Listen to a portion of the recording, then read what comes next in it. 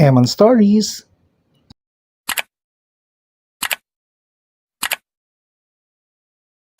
Hi everyone. So now, after how many days kami nagstay sa Davao, nag-travel na po kami kahapon dito via Mindanao Star na bus dito sa Jensan kasi dito sa Jensan kami sasakay ng aming barko na to go Masinag. So from Davao, andito na po kami sa Port of General Santos at pupunta na po kami dito sa waiting lounge ng mga pasahero. Tatawid. Habang papunta pa lang kami doon sa passenger lounge, kita na namin yung barko dito, yung MV Masinag ng to go.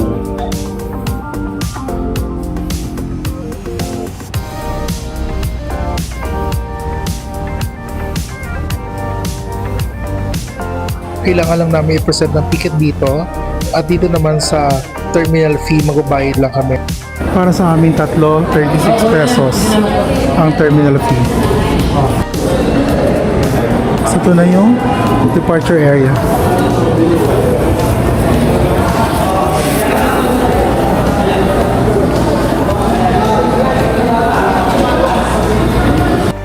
Kahit pa paano, marami ding upuan. Siguro dahil hindi ganun karaming pasahero, kaya maraming upuan na bakante. At ito naman yung bum sniffing dog na magsi-check ng mga bag ng pasahero.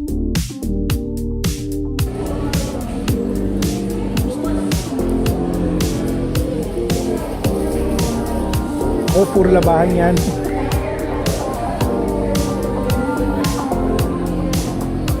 Same pa din, meron pa rin check-up ng BP for senior citizen. At tinawag na kami isa-isa. Ito na, pupunta na po kami sa barko ng to go Masinag. Malapit lang naman siya kung saan kami tumambay, kaya walking distance lang. Ito yung sinakyan namin dati, ito na naman yung sasakyan namin ngayon. Laki pala talaga niya.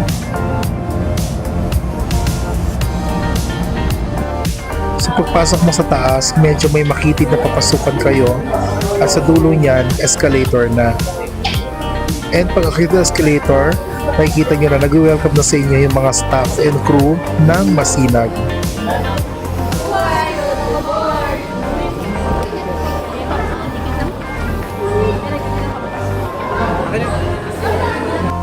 Dahil ang ticket namin ay for the suite room, hinihintay lang namin ibigay sa amin yung susi.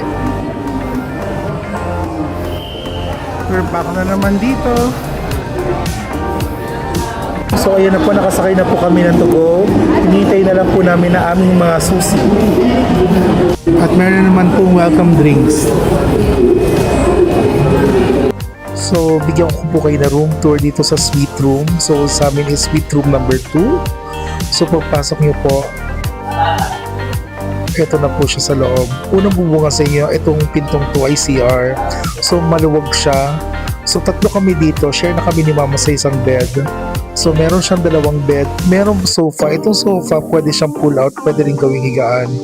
At meron din po siyang marang mini sala set, may tatlong upuan, table. At itong CR, kung makikita nyo, so Japanese style bowl siya with bidet, tapos may sabon na rin po sa gilid. So try natin yung bidet, yan ang lakas ng tubig. And also meron din po siyang sink at yung tubig po dito hot and cold. So yan, may salamin.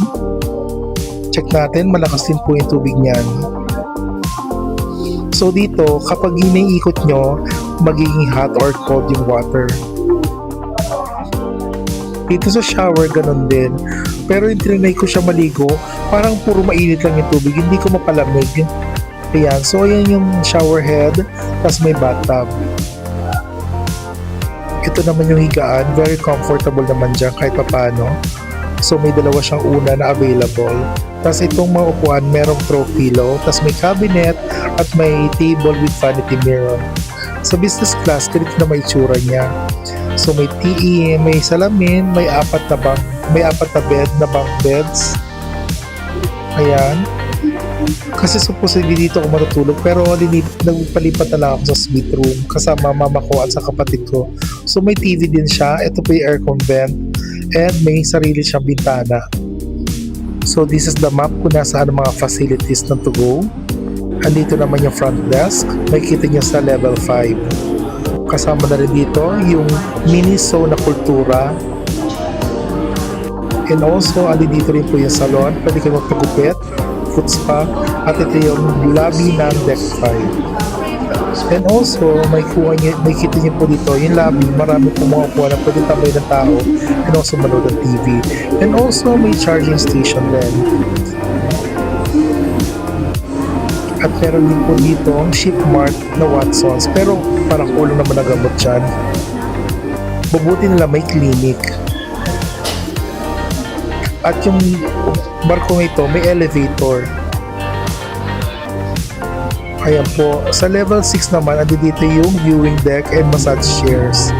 And also, this is the Island Fiesta kung saan pwede kumain mga tao at pwede rin bumili ng food. At nandito rin po yung Goldilocks. Na makikita dito sa Island Fiesta yung videoke.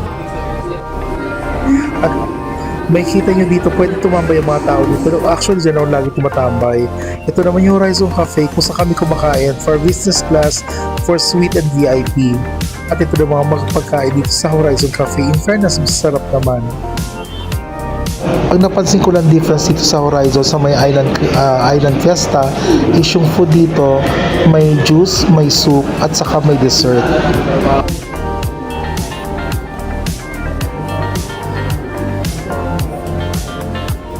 And dito sa trip nakilala ko si Mark Siniza, isa po siyang ship vlogger like yung pinapanood. Tambay muna tayo dito sa observation deck sa labas ng barko.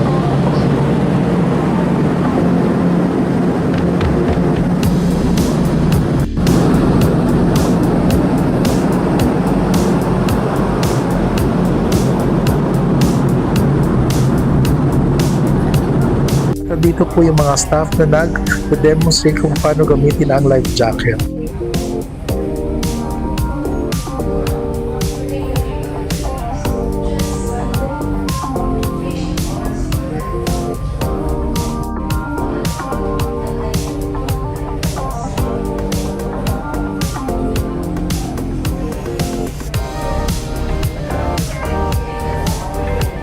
Yung video okay, pwede gamitin kapag wala na tao kumakain.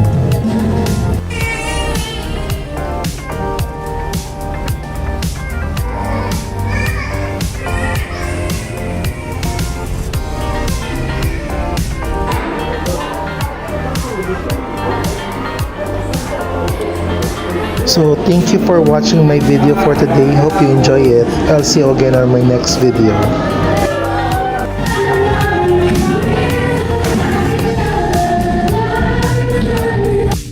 Eman Stories.